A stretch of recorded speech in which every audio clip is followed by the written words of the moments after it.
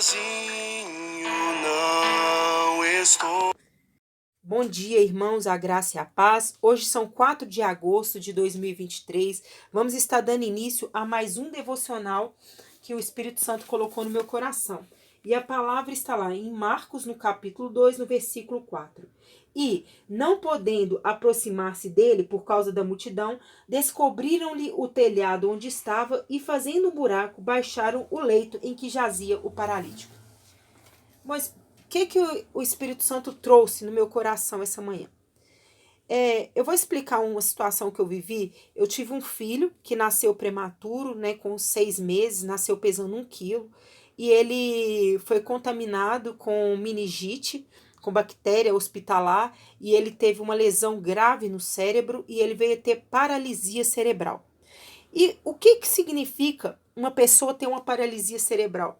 Ela está paralisada das suas atividades normais, das suas atividades espirituais, é uma pessoa que se torna dependente da outra. E o Mateus, meu menininho, ele era assim, ele era uma criança totalmente dependente. O que uma criança podia mamar, segurar a mamadeira sozinho, ele não podia. Uma criança podia sentar, rolar, engatinhar, ele não fazia nada dessas coisas. Ele era uma pessoa, uma criança totalmente dependente das minhas ações. Até para enxergar, porque como ele teve visão subnormal, ele não enxergava normal. Eu tinha que passar um batom escuro para ele enxergar contrastes, tinha que pegar a cor vermelho com amarelo, cores para dar contraste para ele poder enxergar. E nessa história que eu contei aqui na Bíblia, se tratava de um caso desse, um homem que era paralítico, que tinha uma paralisia. Não significava uma paralisia cerebral, talvez não tão grave igual o meu menino teve, mas ele era um paralítico, um homem que era debilitado. E esse paralítico, ele fica sem condições de realizar suas atividades diárias. Mas nessa história acontece algo interessante, que ele tinha 4 amigos.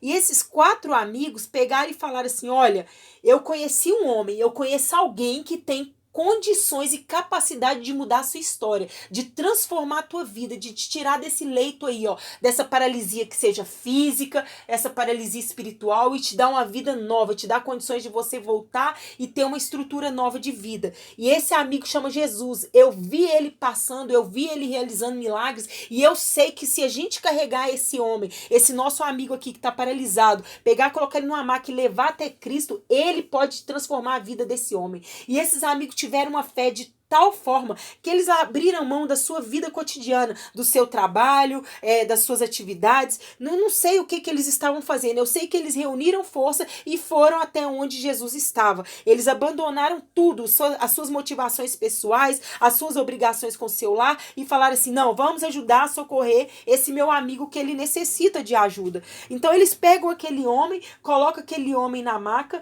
só que na hora que ele chega perto onde Jesus estava, a multidão era enorme. Então eles tiveram uma ideia, falaram assim: vamos passar esse homem pelo telhado, vamos abrir um buraco aqui e passar esse homem pelo telhado. E aqui, nessa questão aqui, eu quero parar um pouquinho e trazer uma aplicação aqui para os nossos corações. O que é abrir um buraco para poder ter acesso a Cristo? É nós, na nossa intercessão, no nosso jejum, na nossa adoração, ali nós vamos quebrando as muralhas espirituais que tentam impedir com que aquela pessoa receba a graça, com que aquela pessoa seja curada, né? Eu estive passando por esse processo com meu pai aí, que está internado, que está no hospital agora. Talvez ele vai até ouvir esse áudio aqui que eu estou gravando. O que acontece? Juntaram vários pastores, vários amigos, intercessão, em jejum e oração, para que o milagre pudesse ser gerado. E é nisso que se trata aqui. É os amigos que vai lá e falam assim: não importa, nós vamos quebrar essa muralha, nós vamos quebrar essa barreira espiritual. E é nesse ponto aqui que se trata isso. E aqueles homens descem a maca até Cristo. E na hora que Jesus olha para aquele homem com olhar de misericórdia, ele vira e fala assim: perdoados estão os teus pecados, levanta-te e anda. E Jesus manda aquele homem ir para a casa dele. Por que Jesus falou aquilo? Perdoados estão. Porque ele estava quebrando não somente a paralisia física ali, mas a paralisia espiritual que aquele homem se encontrava. Porque ali se tratava de pecados, de coisa que ele estava simplesmente aprisionado. E Jesus estava dando 2 curas. E quando Jesus manda aquele homem voltar para casa, é porque Jesus estava falando falando com ele assim: olha, você vai voltar para casa e você vai testemunhar a meu respeito o que eu fiz por você, com mudança de comportamento, com mudança de atitudes na tua vida. Você vai ser um homem transformado e regenerado. Era disso que se tratava aqui. Mas aqueles fariseus que estavam ali, fariseus são homens que estudavam a palavra, que conhecia a palavra, fala assim: quem que é esse homem aí? Com que autoridade que ele perdoa o pecado? Ele nem é Deus. Eles duvidaram da autoridade de Deus para curar aqueles homens. E aí, trazendo para nós agora aqui, jogando a responsabilidade de farisaísmo para nossas costas hoje, o que acontece? Quantas vezes nós fazemos isso com as pessoas? Nós achamos, quem merece, quem não merece, quem precisa ser cuidado e quem não precisa ser cuidado. Nós somos assim, queridos. Nós somos muitas das vezes fariseus, porque a gente conhece a letra e a gente já vai julgando e colocando o outro já em sob condenação, como aquele ali não merecesse ter um bom tratamento, ser respeitado, porque ele é pecador. Então ele não pode se chegar a nós. Né? E muitas das vezes nós temos atitudes de fariseu. E Jesus está falando assim: desce. A única coisa que vocês têm que fazer agora como igreja é carregar a maca, carregar os doentes e trazer a minha presença. Eu estava contando hoje, agora lá no hospital, uma senhora que estava comigo lá, falando com ela, falei assim: olha, eu tive a oportunidade de cuidar de uma senhora e eu fiz de tudo, eu fazia de tudo, ajudava, cuidava, e ela fazendo muitas das vezes falta de educação comigo, me maltratando, dando respostas ruins. Por quê, gente? Porque uma pessoa que está em processo de cura, ela precisa de quem está levando a maca ser curado, porque muitas das vezes ele não vai entender o amor que aquelas pessoas estão tendo por ele. Por quê? Porque quem é paralisado nunca carregou ninguém. Você não concorda? Ele sempre precisou de favor dos outros. Então, aquilo ali é a raiva dele entender que a pessoa está ali, está cuidando, está se dedicando. Ele não consegue sentir o amor porque ele nunca recebeu o amor. Mas a partir do momento que aquela pessoa tem um encontro com Cristo, ela vai ter um encontro com o amor verdadeiro, com a graça, com o perdão sendo derramado por ela ali. Ela tem a oportunidade de mudar até sua forma de agir.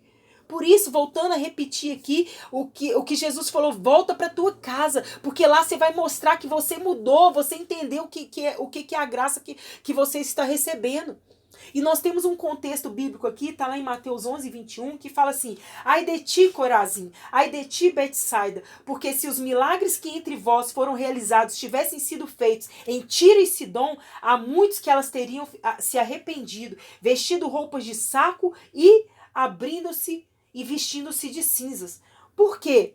Por que Jesus está falando isso aqui para essa cidade? Porque Betsaida e Corazim tiveram muitos milagres, mas eles não se converteram, eles não mudaram as suas atitudes, continuaram da mesma forma, com o mesmo comportamento, sabe? E Jesus, ele fala assim com nós assim nessa manhã, assim como os 10 leprosos lá, que todos eles receberam milagres, somente um volta com gratidão diante de Jesus, assim também vão ser as pessoas que nós vamos carregar na maca. Muitos deles nós vamos carregar, nós vamos ajudar, nós vamos se desdobrar, e sabe o que vai ter de retorno? Nada, nada. E não espera gratidão, porque isso não se trata, isso não tem a ver com nós que estamos carregando a maca, isso tem a ver com quem está fazendo a obra, que a obra é de Cristo. Nós seremos recompensados por aquilo que nós estamos fazendo para servir a Deus e não servir as pessoas.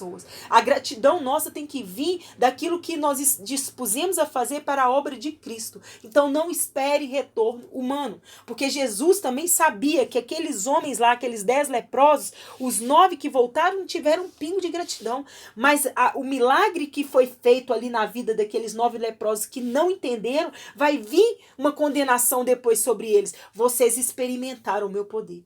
Vocês experimentaram o meu amor, vocês experimentaram a minha graça, e mesmo assim vocês não quiseram mudar de comportamento, sabe? Vai vir uma condenação, vai vir um juízo sobre aqueles que não quiseram.